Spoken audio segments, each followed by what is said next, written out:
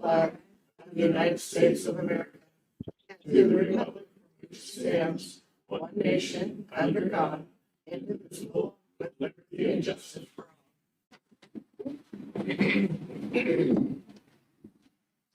morning. Welcome to the Board of Commissioner meeting. Today is December 10th, 2025. And today's meeting is a public forum, and we have a call-in option that's provided, and our meetings are video and audio recorded, and minutes are taken. Meetings are also live streamed. If you wish to speak to the board, please come up to the podium and say your name and address for the record. And please keep your comments for under 3 minutes. And please share if you're speaking on behalf of others. So welcome everybody, and thank you for being here today. Are there any awards, recognitions, or correspondence? There is. Okay. Hopefully I'm not limited to 3 minutes. I would like to ask Megan and Carol to come up. And then when we're done with this, the whole community development gang comes up and gets a picture. I don't know who's in charge of the picture. Good morning. The Community Development Department wishes to recognize Senior Planner Carol Johnson for her extensive work on permitting the Boardman to Hemingway B2H transmission line. Although approval at the state level by the Energy Facility Siting Council, the line required thorough review by county planning for local permits. I'm going to interrupt here for just a second. This is the most complex transmission line in Oregon's history. And Carol has actually been the leader to make sure that this was done and done right. Permitting began in 2010, and the initial site certificate was issued in 2022, with local permitting occurring 2023 through 2025.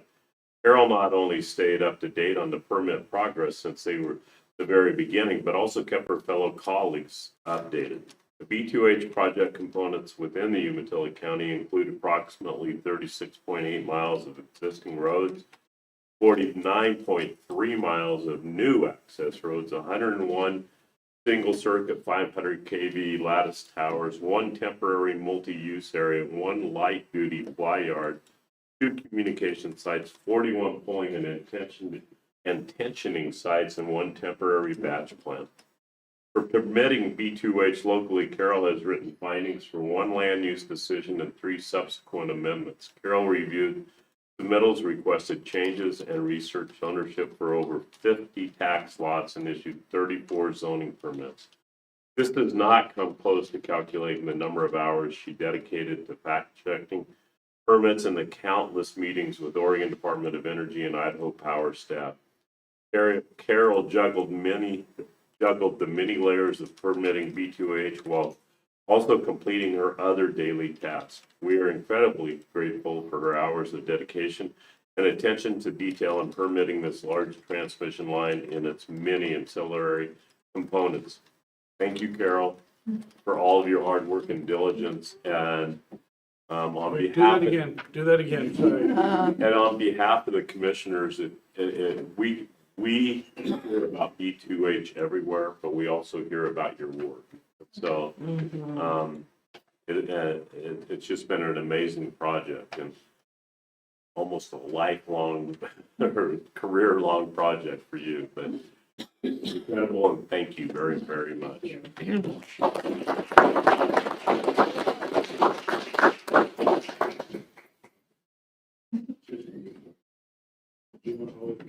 Yeah, if all the community development folks could come up. Yeah, it's kind of a Yeah. word from the field. She tried to get out of here, didn't she? I know, she did. Carol, it was amazing. You get up here in front of those two. Why don't you get in there, Commissioner? Almost got out of it. Everybody a little tighter. As soon as Then you just breathe out. I have emergency. I'm going to say take a bunch so everybody smiles. Okay?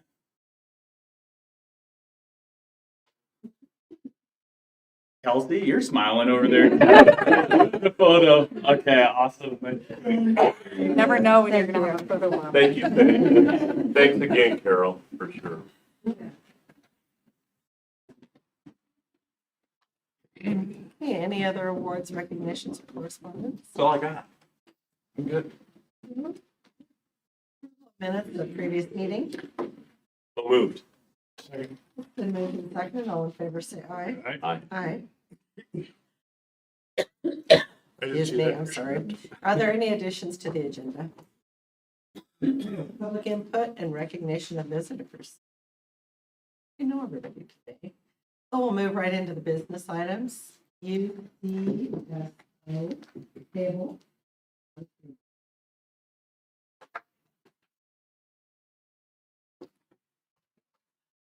Probably all at OS, that's it.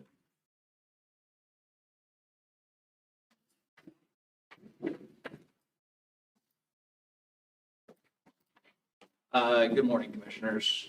Nick Warner, County Council Office. The payable that's before you for UCSO is for body cameras that were part of a vehicle purchase described in the attachments. It was approved by the board previously. The original body cameras that came with it were on back order, to the best of my knowledge, and then they were replaced with new models. The board had approved it previously, and the pinky for that is in the attachment. This is coming back before the board for a renewed approval, so to speak, prompted by financing.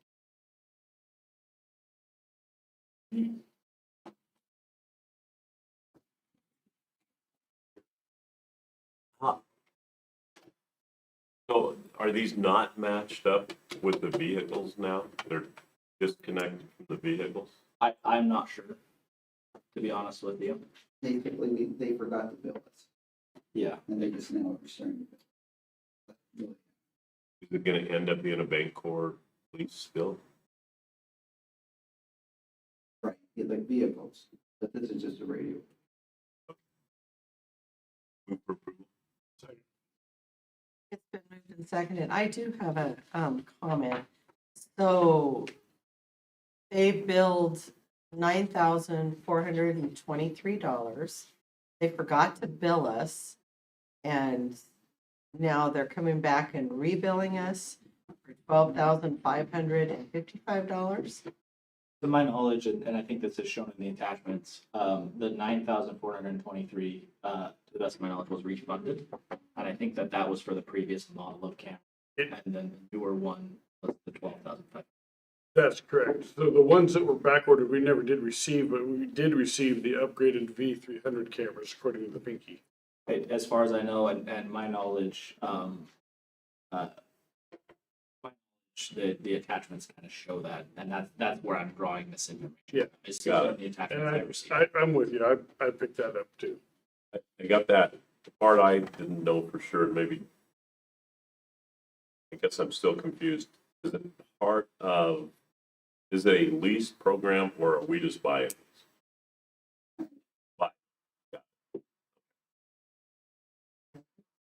Any more comments? Been moved and seconded. All in favor, say aye. Aye. Motion carries. Thank you.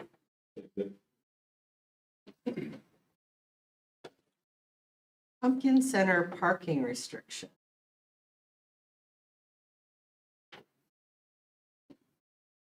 Morning, Commissioners. I'm Fellows Public Works Director. I'm not here to buy equipment today. Could someone mark that down, please?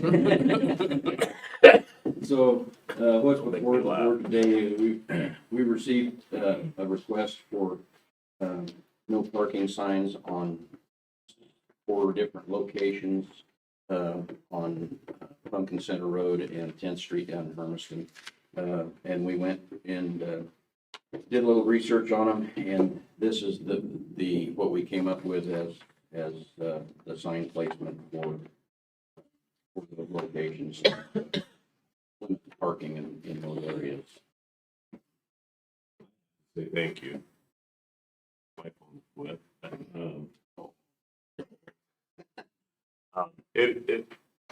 Pumpkin Center is so much different than it was when I grew up. it has become almost an urban access. Uh-huh. It's paved now. It is big now, absolutely. And they use. I can And it is a bypass, for sure. Anyway, I don't think this is gonna be the last issues with Punkin Center, but, I think this is gonna help a lot. Thank you very much. I do have a question. Why are people parking there? Is it a business that doesn't have parking? Or are, Commercial trucking, The areas in question are most generally they're semi trucks that are parking there. My suspicion is they live somewhere very close and they're just using that shoulder area for parking. The problem that creates is it creates a visibility and a traffic problem for the driving public on the road. And to some degree, probably a pedestrian as well, because people are having to walk out in the road rather than. plus you have the new grade school, Loma Vista grade school, that's right there on 10th Street. okay, any more comments? Motion? I moved to adopt RD 2025-04. Been moved and seconded. All in favor, say aye. Aye. Aye, motion carries. Thank you, Commissioners. Thank you, Tom. Transportation plan update. Consultant contract. Good morning, Commissioners. Megan Dobchevsky, Umatilla Planning Manager.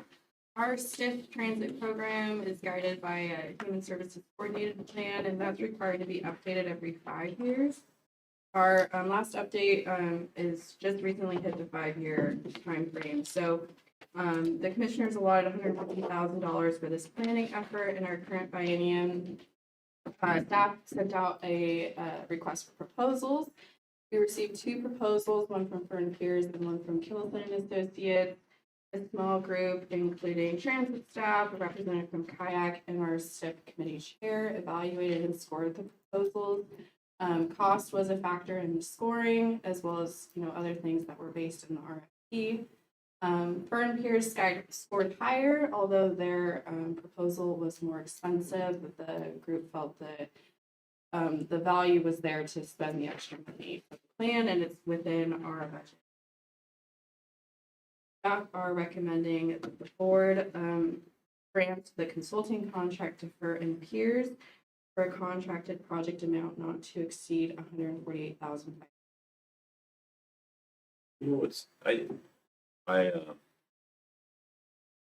first of all, I thank you to community development, especially Megan, on the last 3 years, we've updated a lot of transportation plans that are multi-years old and outdated.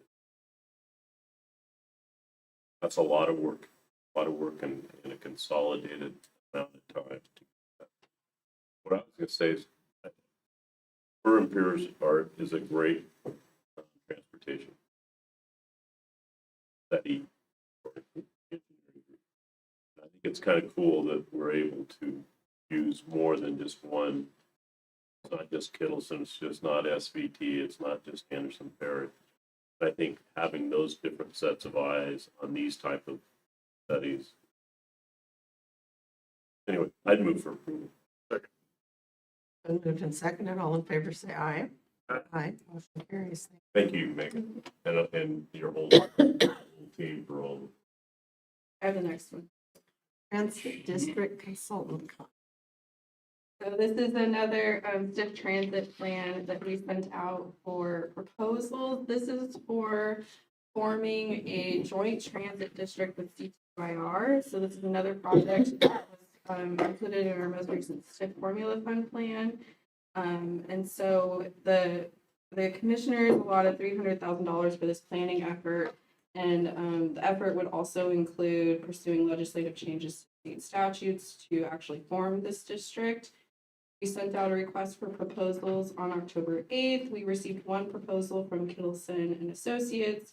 We had a small group again score the proposal, and we found they are fully qualified to activities. We're asking that the commissioners grant the Regional Transit District Formation Planning Contract to Kittles and Associates for a contracted project amount not to exceed $216,500. Approval. Been moved and seconded. All in favor, say aye. Aye. Good. Thank you.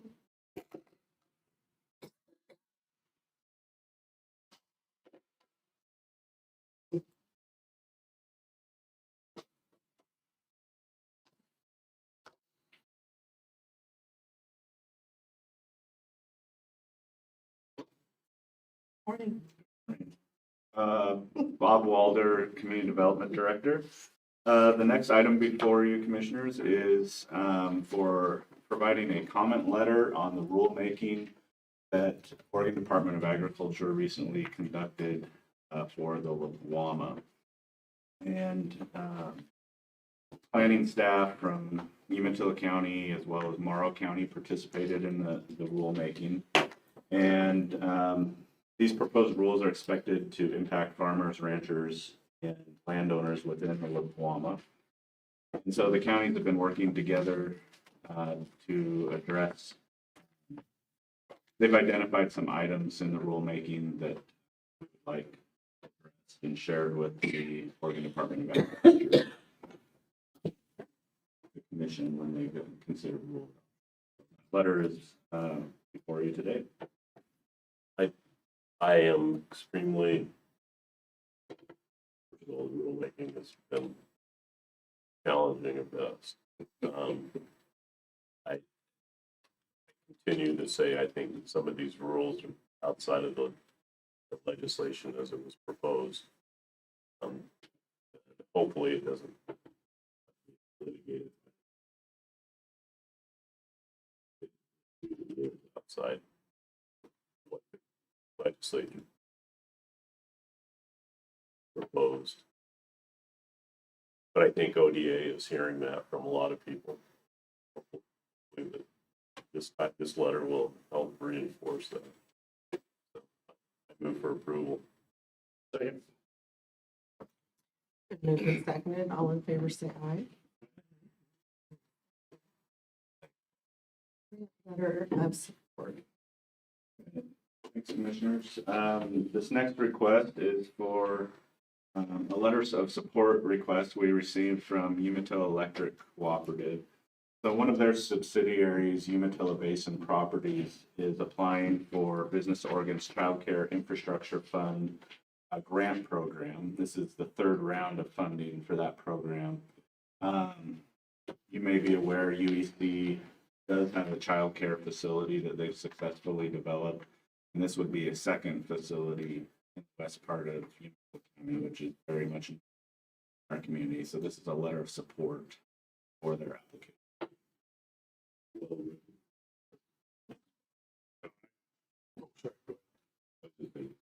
Oh, I was just gonna say, I think this is very well timed, and as you know, we are in a childcare desert in Umatilla County, so I think this is important to get people back into the workforce, so I think it's fantastic. And to steal your thunder, move for approval. Second. It's been moved and seconded. All in favor, say aye. Motion carried. Thank you. Thank you. Thanks, Bob. Records payable, microfilm scanner. Good morning, Commissioners. Steve Creighton, Supervisor of Records for Umatilla County. In front of you is payable for a Scan Pro 2500 microfilm scanner and reader to replace an outdated tech that's currently basically being held together by bailing wire and duct tape. The scanning portion for the computer is running Vista operating system, which the computer Vista is basically 14 years old. It's on its last leg, and this is just a preventative piece of equipment that is needed in the office.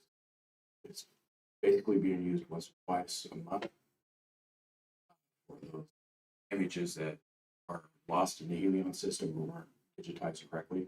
So it has its use, even though it's limited. Payable is $7,845.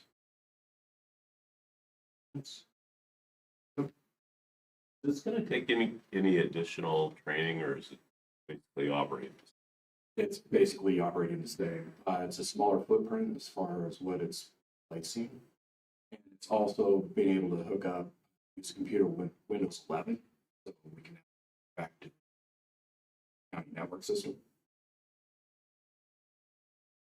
Is it strictly microfilm? It's microfilm, so it's the 16 millimeter, 35 millimeter, and also the microfiche. Okay, that's what I was, So it's perfect.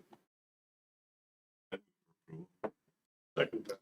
Been moved and seconded. All in favor, say aye. Aye. Aye. Motion carries. Thank you.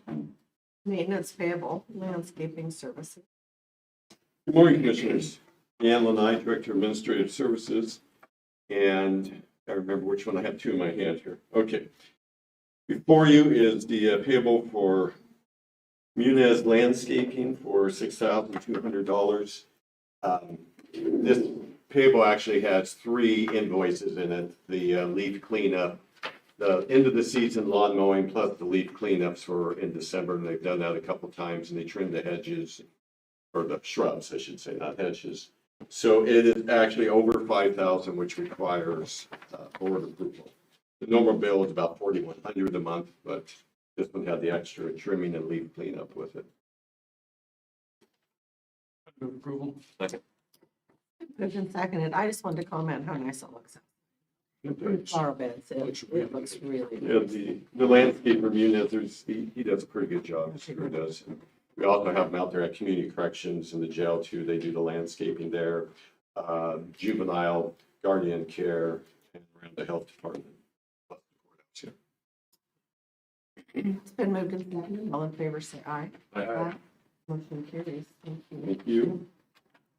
The maintenance payable, a lot of damage. Yeah, so when they were working on the roof there, commissioners, there was a little bit of exposed area, and there was flooding during the rainstorm back in early September, I think it was. Oh, we remember. Yes. We worked out with them that the plan is we're collecting all the invoices and paying all the invoices, and then we will invoice the Anderson roofing company, and then they'll pay us all in one big chunk. Yeah, so we have a list of all those, and we've been working with finance on that too. And this is the cleanup for also clean to make sure everything's dried out, so we don't have any mold or any issues along those lines. And it's over 5,000, so that's why it's for you. Get the roof fixed in Dan's office. So the roof is at a point where they have a stop on it, so it's filled and everything, but they still have to come back and finish the insulation and the sloping and stuff on there, and a little bit on the surface that's going to go on the basketball area, the open area. So they'll be doing that this spring. Marty didn't want them to do any work during while the temperatures might be low, and it was best to fill it up the way they had it and then finish it. What about Dan Primus's office, the ceiling tiles and stuff? Is that So all? we're gonna wait on the ceiling tiles until they're all done completely, and there's about 50 of them. And they'll be all replaced, paid for at that time. We didn't want to invoice them for those yet either, because just in case. Did his desk get covered in this too? then? Yeah, so we've replaced his desk through Frazier's there, and it's men's warehouse bill. Yeah. So, yes. Yeah, the thing was done. Move for approval. Second. It's been moved and seconded. I just wanted to comment that I appreciate Marty constantly going up on that roof and checking it. I know you. So really keep it. Yeah. That's great. he's doing. Very good at paying attention to detail, or however you want to say it, making sure he's accountable. So he does a good job. Been moved and seconded. All in favor, say aye. Aye. Aye. Thank you, Commissioners. Wildfire EPA support letter.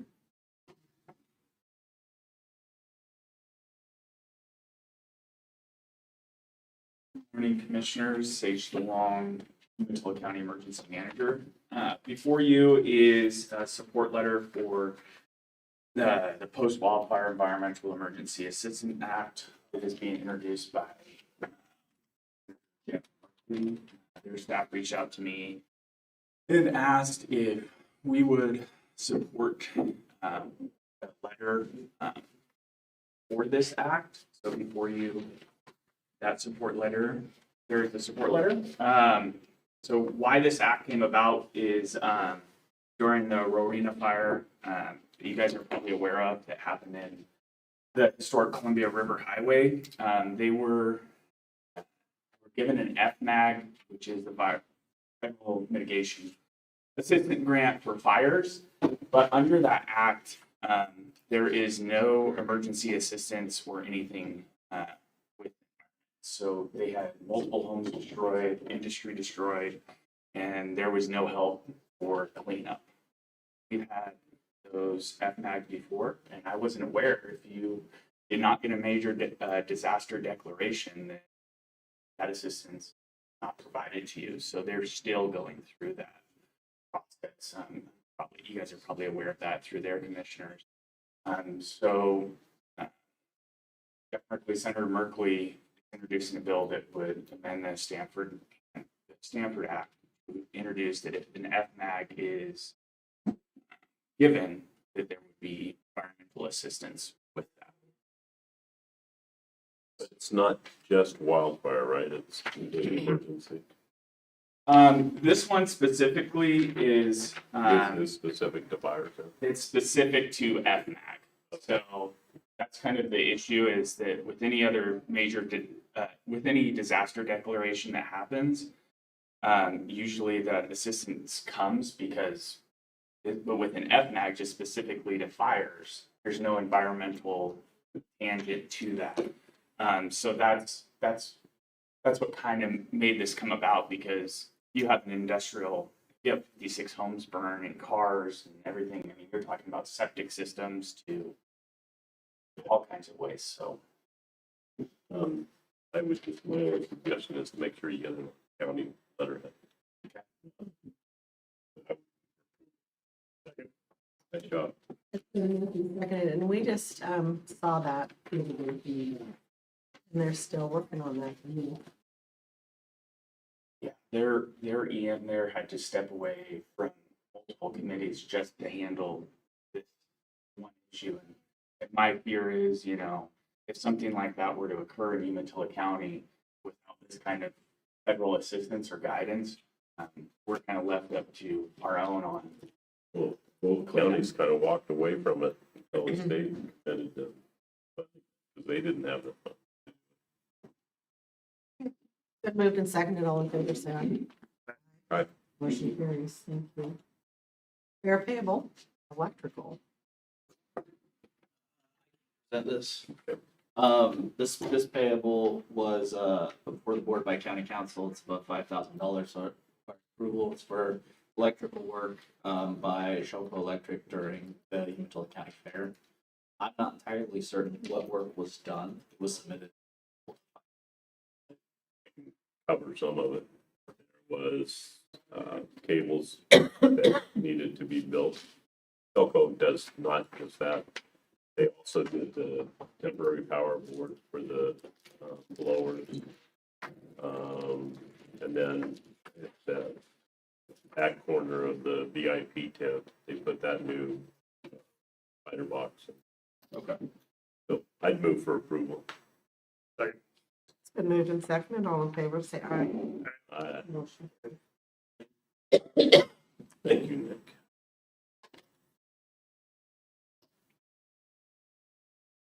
Housing Authority request. Yeah, this is the one that came from Roger Condi. We talked several times on its MOU for a loan of $100,000, 3-year loan, 0%. But first, if it gets paid back the first year, 4%, paid back the second year, and 8% if it gets paid back the. I think Roger's on. Is Roger on? He is online. I'm on. Any comments, Roger? No, I feel like I brought this up with you guys. I appreciate your time and your effort into this and your concern. We at the Housing Authority really appreciate the opportunity to receive the funding. It will help us to help maintain and keep a property up and functioning while it's dealing with other issues in Stanfield. So we really think that this would be a great help. Appreciate it. Does this keep people in these housing, in the housing? I'm willing to discuss that on the side. It's not really something I can talk about on a. Oh, At because this it's time. legal. Yeah, I get it. Okay, Any move? I did it. Second. Been moved and seconded. I do have a question. Have we done this before, Roger? Have you come to the county and asked them for money like this? I have not. It was by chance that I got into a discussion with Dan at one point in time, and it was suggested that I could try to come to you guys for this. Okay, thank you. It's been moved and seconded. All in favor, say aye. Aye. Motion carries. Thank you. Thank you. Thank you, Roger. Hey, Heinz land use hearing, and it's not quite 10 o'clock yet. So I'll go ahead and take a break. If you're here for the land use hearing, we're going to have additional sheets or new sheets. We need to make sure. Do we need to wait until 10 o'clock? Are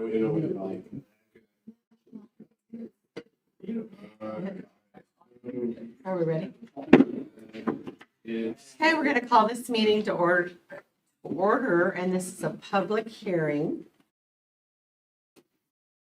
Today is Wednesday, December 10th, 2025. Ladies and gentlemen, I call this land use hearing before the Umatilla County Board of Commissioners to order. My name is Cindy Timmons. I am the chair of the Umatilla County Board of Commissioners. Our role today is to conduct a public hearing concerning a request to establish a new aggregate site, add the site to the Umatilla County Comprehensive Plan list of Goal 5, protected large significant sites, and apply the aggregate resource overlay zone to the entire quarry site. I will begin the hearing by asking staff to summarize the application. I will then ask the applicant to testify, followed by those in favor of the application. Then any persons in opposition or who have questions or concerns will also have a chance to speak. If there is opposition or questions, staff may respond to them. The commissioners may also ask the staff and witness questions throughout the hearing until the record closes. Any person with an interest in today's agenda may offer relevant oral and/or written testimony, but please only speak when I identify you for that purpose. When you testify, please begin by clearly stating your name and address. If you represent someone else, please say so. If you have any exhibits you want us to consider, such as a copy of your testimony, photographs, petitions, or other documents, or physical evidence, please provide it to me or staff. It will be marked as part of the record. I now call for abstentions, bias, conflict of interest, declaration of ex parte contact, or objections to jurisdiction. The agenda identifies the applicable substantive criteria for evaluating the request. Staff will review these criteria. All testimony and evidence must be directed toward these criteria. Failure to raise an issue with sufficient detail to afford the decision-making body and the parties an opportunity to respond to the issue precludes appeal to the Land Use Board of Appeals based on that issue. I now call for the staff report. Close the doors. Or do they have to be? No, we can close it. You can close it. Thank you. Thanks, Dave. Thank you and good morning, commissioners. For the record, Megan Dobchevsky, Planning Division Manager for Umatilla County Community Development. The applicant requests to add a portion of tax lot 12800 on Assessor's Map 3 North 29 to the Umatilla County list of large significant sites, providing necessary protections under Goal 5, including limiting conflicting uses within the impact area and applying the aggregate resource overlay zone to the proposed site. The proposed site is a 67-acre portion of tax lot 12,800, which is 208.98 acres. There's been some confusion regarding the proposed acreage to be included under the overlay zone. The applicant's information dictates the site would be approximately 47 acres. However, the original mapping did not include the acreage on the western side of the property designated as a processing area. All mining activities must occur within the AR overlay boundary. The staff's mapping shown on pages 7, 8, and 59 and presented in the findings of fact include this area. This makes the proposed site approximately 67 acres. The proposal, if approved, would add the site as a large significant site onto the county's Goal 5 inventory. The applicant desires to establish the large site with protections under Goal 5 and requests that the decision also allow mining, including blasting, processing, stockpiling, and an office. There are a number of exhibits in your packet, several with attachments that are included in the table of contents. The applicant provided a substantial amount of information at the October 23rd Planning Commission hearing. This was entered into the record as Exhibit 12. Notice of the applicant's request was mailed on August 29, 2025 to nearby property owners and necessary agencies. Notice of the September 18th Planning Commission hearing was published in the East Oregonian on September 3rd, 2025. Due to the applicant requesting a continuance, notice of this hearing today was given at the September 18th, 2025 Planning Commission hearing.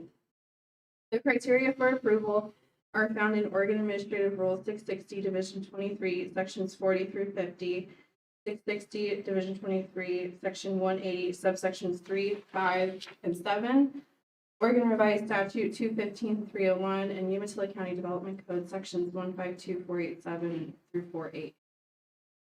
The Mule Shoe Pit is not currently on the county's Goal 5 resource sites list. Thus, today mining cannot be approved on the site without first establishing Goal 5 protections.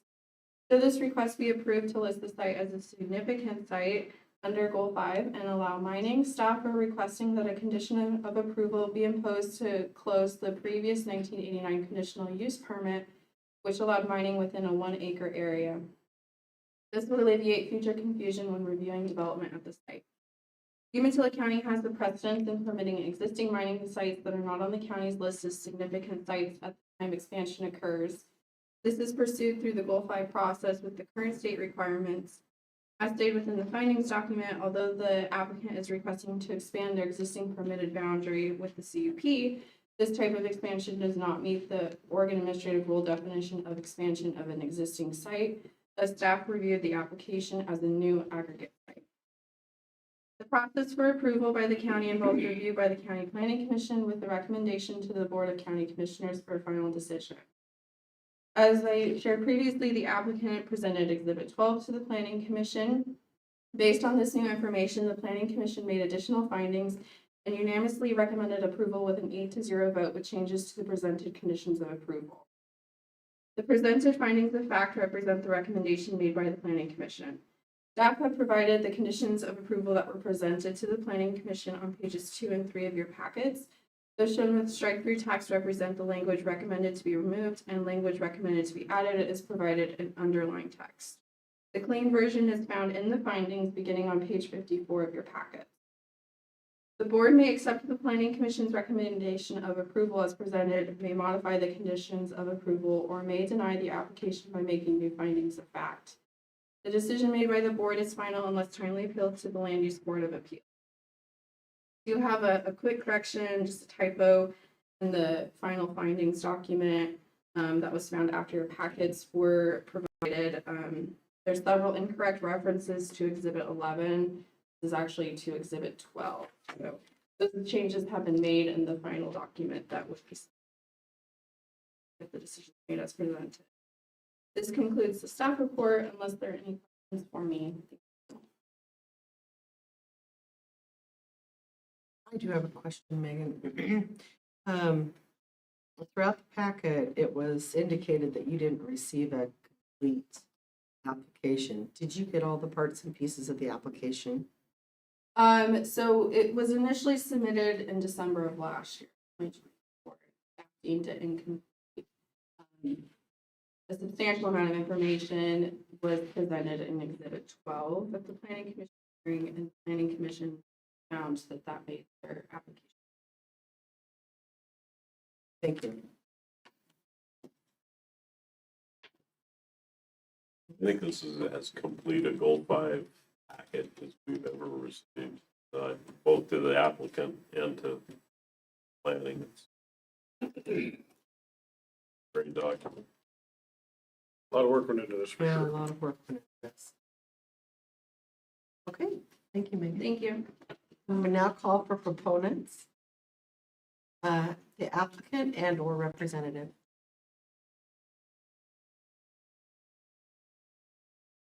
Good morning, Chair Timmons and members of the board. Carla McLean, representing the applicant. My address is 170 Van Buren Drive, Umatilla, Oregon, 97882. We concur with the staff report. We did ask for some additional changes that have not been made. We're not going to continue to argue those at this point in time. But respectfully ask that you approve the application, and so Mr. Hines can get busy making rock that is very much needed in that part of Umatilla County. To that end, I do want to emphasize that the site does meet both quantity and quality requirements, which is a key factor that needs to be met. The rock itself is basalt rock, with not very much overburden on it because it's a pretty rocky part of the county. Basalt usually meets the hardness requirements that ODOT's looking for when they're building roads. Your own roadmaster would look for that same quality when they're building roads. In fact, the county has used rock out of this quarry for probably 30 years. It's always been a good source. It's acknowledged of that. It also significantly meets the quantity requirement with the additional acreage that's being proposed to be added to this. There is upwards of probably close to 15 million tons of rock. And that's derived by the width, the length, and the depth. And the depth is anywhere from 150 to 200 feet, depending on the current floor of the pit, and then how the additional acreage slopes up from that. So you start where you're at, it's already pretty deep. The further north you go on the proposed site, the deeper that rock gets to the floor. There is not a request for an asphalt batch plant. Historically, there has been one that has operated on that site at various different times. With the two vineyards nearby that support both Echo Ridge and Snow Road Wineries and Echo. I think I have to encourage you to go visit both of them sometime. The limitation is there in statute. We've asked staff to remove that analysis. It's not required. We have removed that as a request. Staff has argued to leave it in. I'm happy to answer any questions you have. The Jeff Hines, the owner and operator, is here as well. And he's going to add to the testimony as well as the applicant. And then we have a couple other folks who would like to testimony as well. So again, I'm here to answer any questions if you have any, and I'll be available later if we need to provide any rebuttal. I do have a couple real quick, Carla. Sure. On the basically on the noise, the only berm is basically to the south then? Yeah, well, and do remember that, so And I know it's farmland to the, it is very remote. Yeah, You no, get out there is Jeff and Michelle's eventual home is gonna be the only home. And interestingly enough, when they've been there's a barn there now and they've got the horses out there. And when they're at their home site and there's something going on in the pit is deep enough with that rock wall, they can't hear it at that home. I guess part of that question is on, it kind of relates back to Exhibit 12 on the reclamation. It talks about a soil berm all the way around. Is that in addition? Because it's different than the other portion of this talks about the rock wall, but not a soil berm. Reclamation talks about a soil berm. Right. So, how do you, I'm not Yeah. sure what's, So there's a certain amount of overburden that you have to remove, and you have to do something with that. And it makes sense to use that as your berm. Initially, staff had asked for like a 20 or 30-foot high berm, and it just doesn't make sense in that location. That was removed as a condition. So I think that the wall on the north side, which is going to continue to creep to the north as they blast and mine, it all but functions with the equipment on the floor of the pit. That wall acts as a barrier. It can also act to some degree as the mechanism that the sound bounces off. Hence, there is a little bit higher protection on the south side. There's a berm that's in place. the noise issue is minimal to me, but the question was reclamation. Is the plan to bring that berm back? Yeah, right. As a Right, as topsoil? topsoil. Right, so Mr. Heinz's reclamation is basically to return it to farm or ranching use. So yeah, you would take that overburden and spread it. Most of the overburden on the upper half would come down to the bottom and be spread. That would allow you to basically push that dry land crop that's to the south, to the north. But for his property, the pit is the northern boundary of the property. Right. Right. So you would basically be figuring out how to use that overburden, that topsoil, to move your southern boundary to the north. But we're not looking at reclaiming what's already been.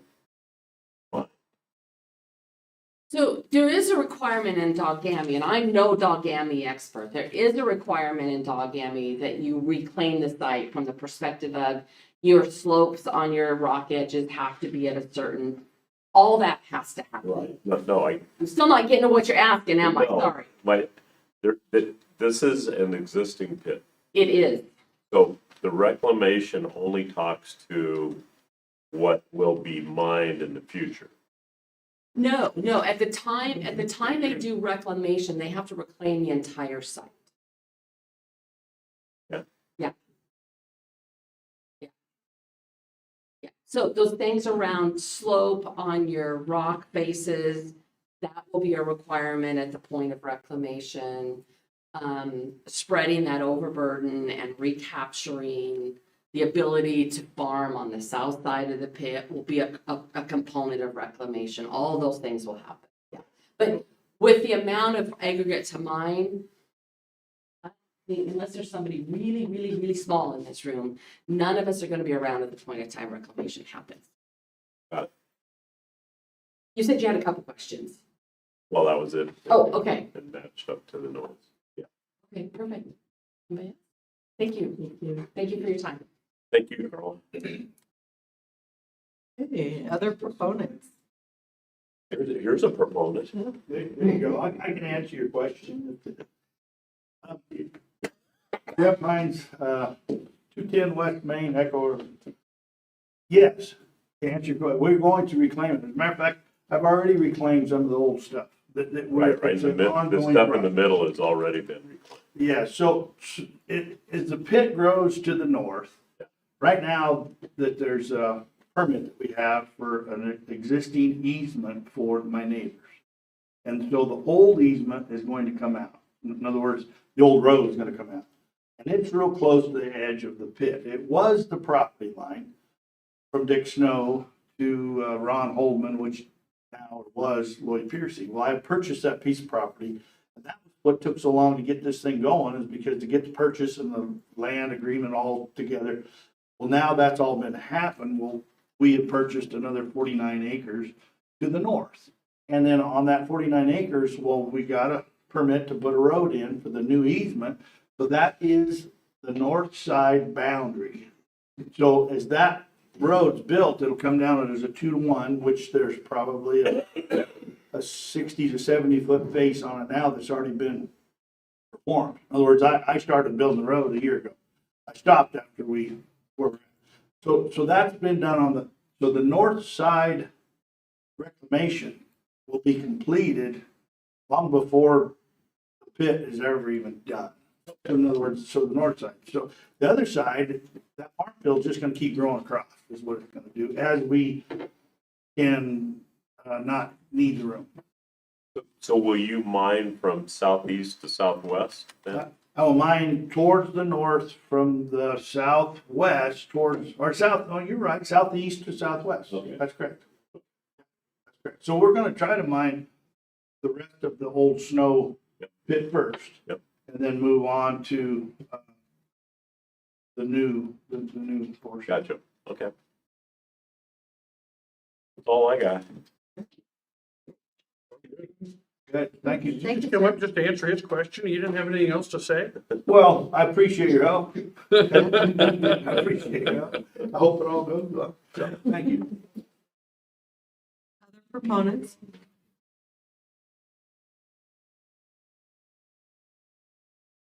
Yep, listen, 28647 Mountain Road, Echo. As you folks are aware, we own the K&L Northgate property north of Echo that we annexed into the city that we're trying to develop for retail, commercial, and light industrial. And the location of Jeff's Pit is so critical to our project because of its availability of that rock. There's no other basalt rock basically in West Umatilla County of that quality and that close. And so we have to start hauling rock. Really, basalt would be probably this west pit right here, maybe the Barnhart pit.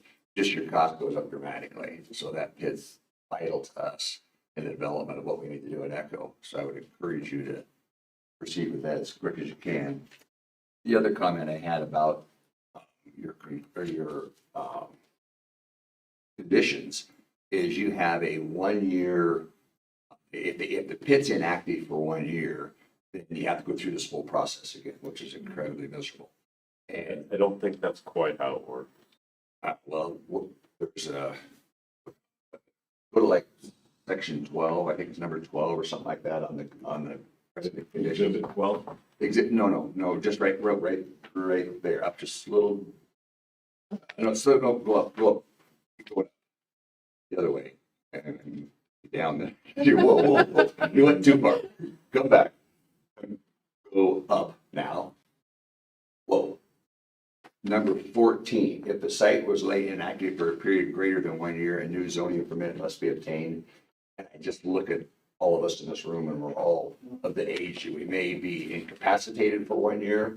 And so I look at that and say, why have that criteria in there? Maybe if it was 5 years or something, but if Jeff has some serious medical condition, I mean, technically I could go buy a rock from his wife and say, okay, the pit's still active, but how ridiculous is that? Why have that language in there that creates additional confusion in the future? I would at least suggest that to be 5 years.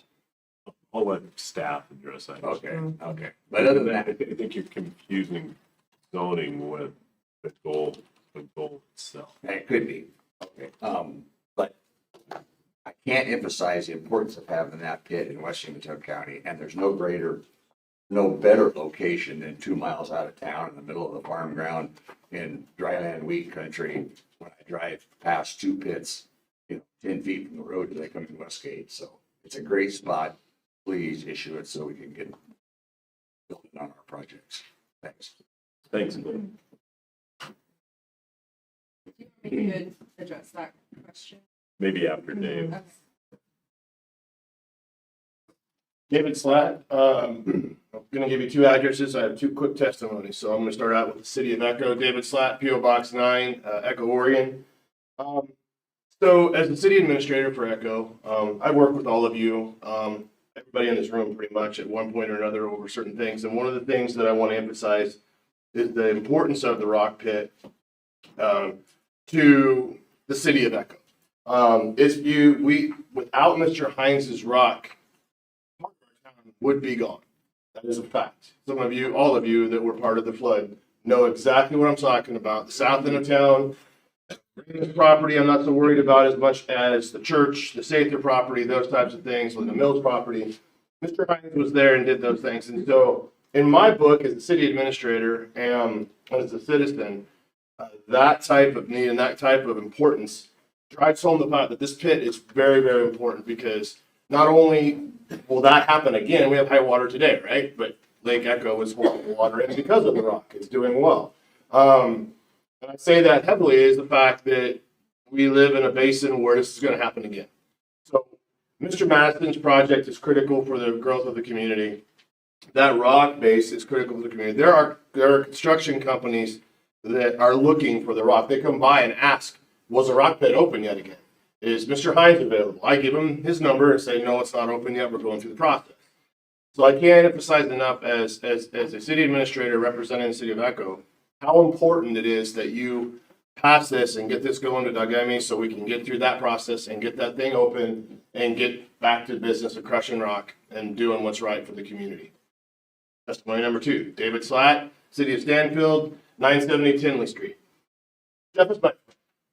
And this has been a hard run for him. And so I'm really hoping that you consider this as important for the community as a citizen. I mean, I need rock at my house that I just bought. I would love to have that from the pit. I would love to. It's really good rock. I was in the Park Service for 30 years. I lived all over the state of Oregon. I've traveled all I did is I've been stationed and I've lived in many places and been very blessed. I have never been in a place where I had access to when I was building. I built seawalls. I built a lot of things in my career and had crap rock and crap opportunities. I lived in Central Oregon where that's the Salt Kingdom. This rock here is kind of an interesting makeup of geology, and I think we're very lucky to have it. So, and geology is one of my little side gigs, so I like geology. But I just want to say enough that it's very important that you guys consider this from a personal standpoint, and I hope that you will pass this and move it forward. Thank you for your time today. Don't leave. I'm going to address the city administrator, Dave Slatt. Yes. I did see your letter because I did have concerns about the water, and I read your letter, and you and your public works director kind of took care of my questions. So Okay. I wanted to- Absolutely, positively, and thank that you guys read that and took it into consideration. Any other questions? I'm sorry. All right. Thank you. Have a blessed day. Thanks, Dave.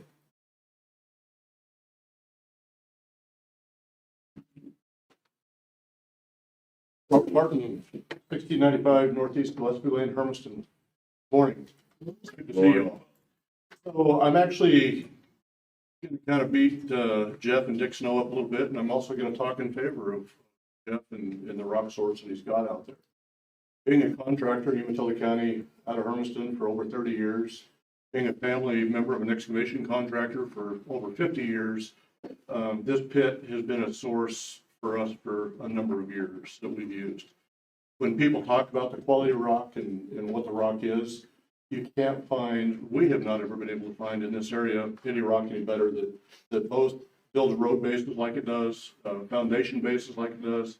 If you consider this with a lot of the round rock pits we have in the county, there's really no comparison. When it comes to finishing the rock, when it comes to grading the rock, nothing is even close. If there was one that was closer, it would be maybe Jones and Scott New Pit, that was the old Alpine Hat Rock.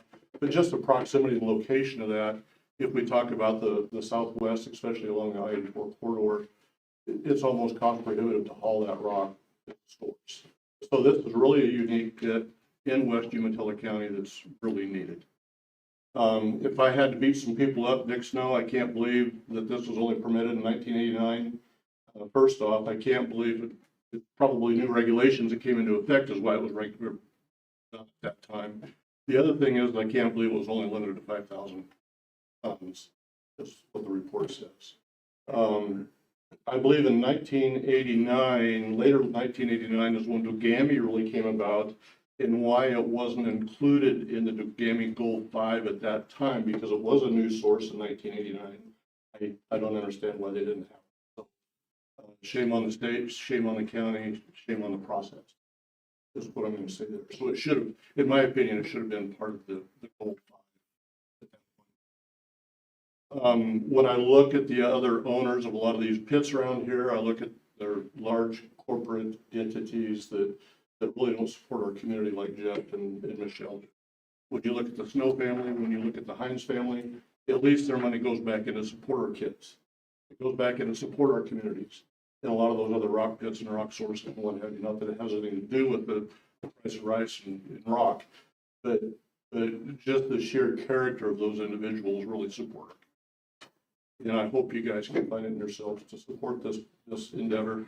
back to the Dogami question you had, Dan, earlier, if, when you look at that the reclamation, because the county went from that 45 acres or whatever it is up that larger area, that will come under the Dogami reclamation to cover that entire footprint, just to help clarify. So thank you guys for your time. Thanks for what you do. Have a great day. Thanks, Thank Paul. you, appreciate it.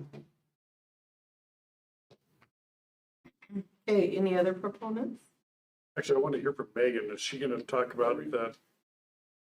Yeah, I'll be quick. That condition number 12, the question came up. We require that for all of these permit approvals. 14, right, not 12. If the site were to lay inactive for a period of greater than 1 year, a new zoning permit would be obtained.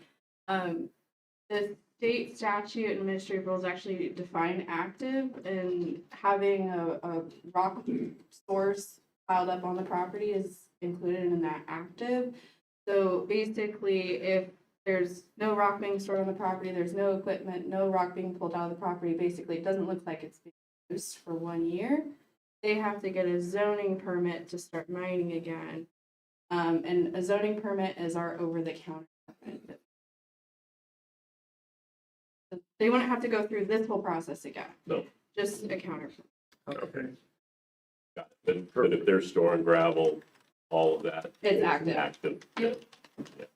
Okay. So that means nobody has to send their wife over to buy a rock. Yes. Perfect. Storing it there counts as active. Thank you. Wonderful. Yeah. Thank you. Thanks, Megan. Okay, any other proponents? Now I'm going to call for opponents. Call for comments from public agencies. Call for rebuttal. The applicant doesn't have any rebuttal. Thank you. Call for request for continuance or to keep the record open. Nothing from the applicant. I will now close the hearing. We will do deliberation and decision. I would move for approval. I would second that with comments. I know there's been a lot of frustration from everybody on how long the process is for a Goal 5 permit. It is not our choice. It is a state mandated issue, including prior permits, all of those different things. So I apologize for how long this takes, but it's not under our control by any means, or our staff's. They've done a great job of putting together an application, and I think it's I think it's a great application. I think the kid itself, I've known it as long as Kid has, so very familiar with it. And I'd like to see it back into a commercial pit, a true commercial pit. Anyway, that's all I have. I appreciate those comments that you made, especially in favor of the staff. I think the staff did an amazing job on this. I'm not surprised at all that they did. And I want to take this opportunity to thank you, Mr. Hines, for the work you did in Echo during the flood. I know how much, well, I don't know exactly how much, but I have a really good idea how much effort you put into saving like the church and putting, I was there. So thank you for that. I think the only comment I would like to say is that Commissioner Schaefer and I just got back from a leadership conference in Portland on Monday, and 1,000 people there, and lawmakers and federal and state, and it was quite the deal. Anyway, one of the things that they talked about were these goals, and we're celebrating 50 years of these goals. But the state is saying these goals are old and we need to take another look at them and revamp. So it'll be interesting to see what happens in the next couple of years as far as how these are going to change. Anyway, I just thought that Huh? I think it'll be more than a couple. But I thought it was very, very interesting because it depended on, you know, on one side, they were celebrating the fact that these land use goals had been in effect for 50 years. But on the other side, it was being looked at as a whole different lens that Oregon needs to get with it, is basically what they were saying, and that these goals are outdated. Okay, it's been moved and seconded. All in favor, say aye. Aye. Motion carries. Thank you. Nothing to it. Look at that, Jeff, just all it took was 5 seconds. City off the record, thanks for making me feel old, because I can remember when those goals were put in Oh, place. really? We were talking about 1989 and I thought, I was in high school.